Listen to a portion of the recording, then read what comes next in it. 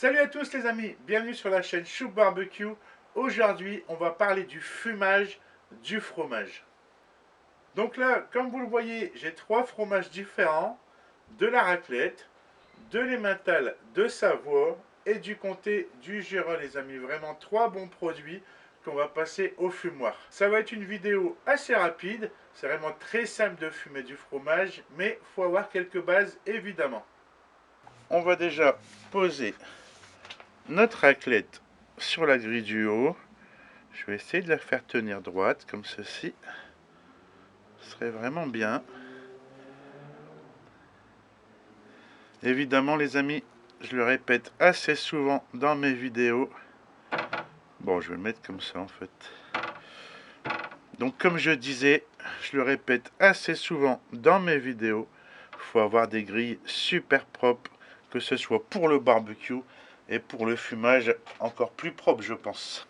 Hop, seconde grille un peu plus basse, mon emmental et mes deux belles tranches de comté. Comme vous le voyez les amis, il n'y a aucune préparation. Mon fromage, il a été coupé en tranches, c'est environ des tranches d'1 centimètre qui peuvent aller jusqu'à 2 cm. Moi je trouve ça très bien pour le fumage, que ce soit la raclette et les autres fromages. J'ai rien rajouté, il n'y a pas de sel qui a été rajouté, il y a tout ce qu'il faut dans le fromage. Donc là, le générateur est en train d'être allumé. Après 7 heures de fumage, le fromage s'est déjà bien coloré, mais je pense que je vais le laisser encore au moins 2-3 heures pour obtenir un fumage un peu plus intense.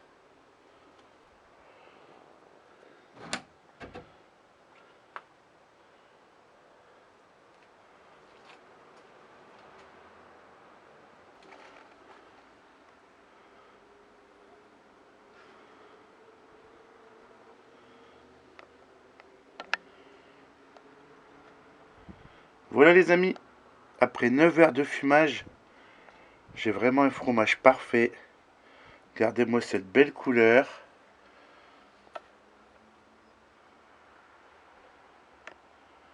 Voilà, je vais retirer ça du fumoir.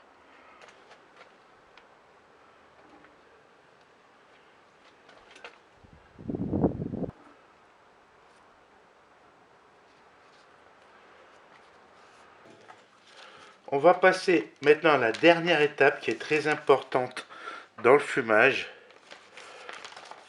C'est de patienter en fait. Parce que notre fromage, il sera vraiment bon qu'au bout de 3 semaines. Donc qu'est-ce que je vais faire? Je vais le mettre tout simplement sous vide d'air avec une petite machine qu'on trouve maintenant un peu partout. C'est pas trop cher, on peut en trouver à partir de 30 €. Là je vais appuyer, ça va me faire le vide d'air total.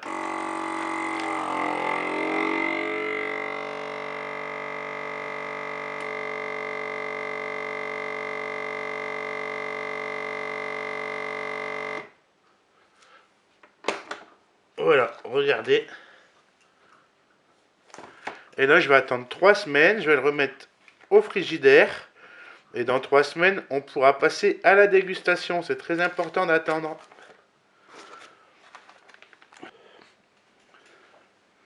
Voilà, quand on a fini, on met la date dessus. Là, vous voyez, je pourrais déguster mon fromage à partir du 16 février. Voilà les amis, la vidéo sur les fumages du fromage est déjà terminée. Vous allez vous dire, mais il n'y a vraiment pas grand chose à faire. Et vous avez totalement raison. Le fromage, on ne le touche pas, je ne l'ai pas dénaturé.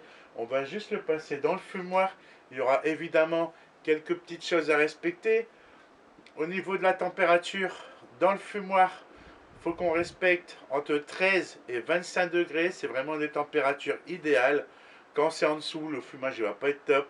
Et quand c'est au-dessus, il va y avoir un peu trop de chaleur pour notre fromage. Donc vous pouvez tester chez vous le fumage dans un fumoir évidemment de ce style-là. Ou si vous avez un barbecue à cloche, tout simplement, avec un petit générateur à fumer, on s'en sort déjà très très bien. Ensuite, je vous parlais des 3 semaines d'attente. Quelque chose qui est vraiment très important, c'est histoire que la fumée pénètre bien dans le fromage et d'avoir vraiment un goût très raffiné. Donc je vous dis à bientôt les amis. N'hésitez pas à essayer, c'est vraiment très simple. On n'oublie pas évidemment, on me laisse un petit pouce bleu, ma page Facebook et mon compte Instagram. À bientôt les amis. Ciao ciao.